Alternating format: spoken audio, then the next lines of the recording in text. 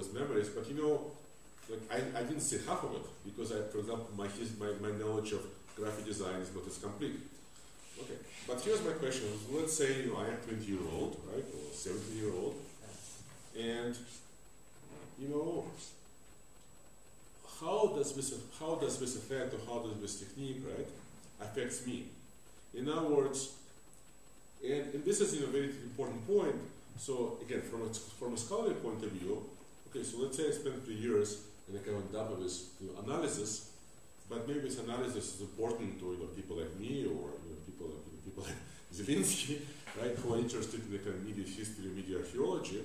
But maybe from a point of view of somebody who is growing up after 2000, like all these techniques have a kind of the same kind of cognitive status, because the fact that a particular technique came from, right, something which was before, maybe turns out to be completely unimportant because maybe the person is completely not aware of it. So I would be very curious what you guys, if you can guys take this a bit further. This is something that I really don't know. I don't know how to go further, but it's a very important question, right? I mean, it's just, let me just like. But the question is clear. The question is right. We got it. Yeah. Okay. You want to go first or second? Well, I have actually. I'll go first. Let me go. It's your longer. One thing that you have to factor into that is that everybody's becoming, kind of cyborg with multiple media objects right now. So kids and for better or for worse, these kind of artifacts still occur on handphone, on camera phones, on digital phones. All those artifacts may be, part of the, connecting them to their own real experience, their own real terrestrial. Or let's say to the use of lens-based technology. That's all. Oh, okay. That was short and to a point. Yeah, I think that the use of the lens flare may just simply degrade, in time. People just use it less because they're less. As younger people become designers, they're less interested in using lens flare because it doesn't mean anything to them. So that starts going down. Then what you find is people using other effects, like say purposeful JPEG artifacts. Yes. They start. I've been doing this in my own artwork, but I use like these real blocky, nasty JPEG effects of these giant images that I use. And there's a painter, interestingly enough, in San Francisco, who does basically oil paintings of porn, but each painting's about this big, but it's only in like 50 by 75 pixels. Right. So it's just like these little squares of flesh that you can't decode. Is that Chuck Close? Definitely low res is popular. Yeah, and so that could be the next kind of like lens flare cliche, and you just go through a cycle of these kinds of optical things. But you sort of brushed by something before, which is you said something. You said that whole simulacrum, simulacra thing, and that's the whole thing. Is that when you start having like it's like a signifier without a referent, and so it's like that definitely. Yeah, and our language is filled. Well, I wouldn't say it's without the referent, but the connection to referent is kind of becoming weaker and weaker all the time, right? It's like the declension of real and fake. The whole it's also like something gets used and then it gets disused, but we still have terms for it.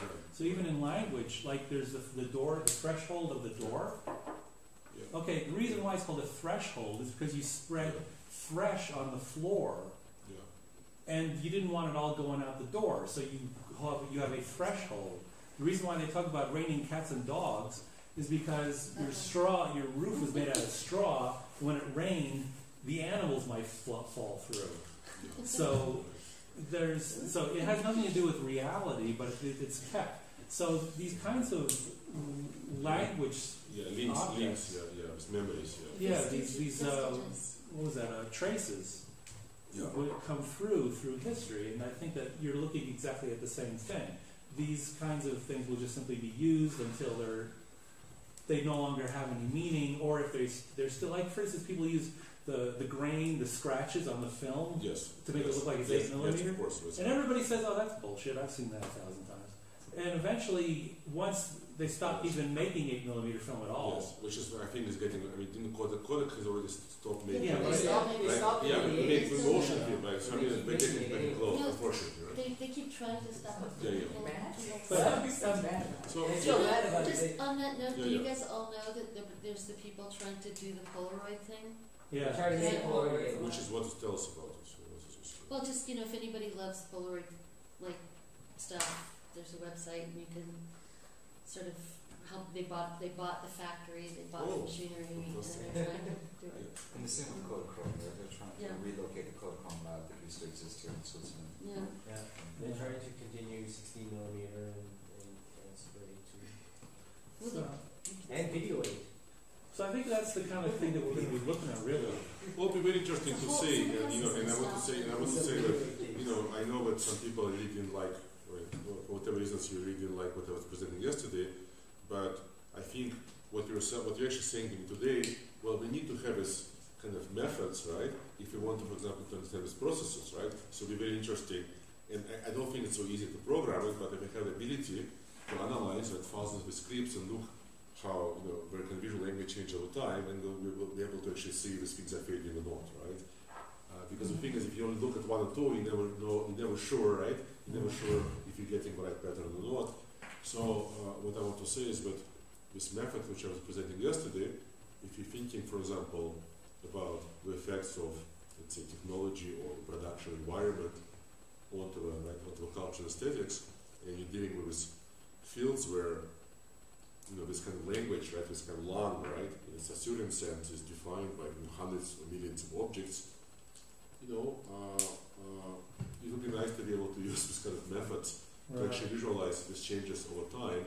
To look at, for example, let's say if particular changes in software have echoes, right, in changes of aesthetics, or for example, if you want to see any differences between, say, Korean motion graphics and Mongolian motion graphics, right? Because there are so many these objects. Yes, and then after that, yeah, please one more. Actually, Mine are short, right? Yeah, please. I just like to.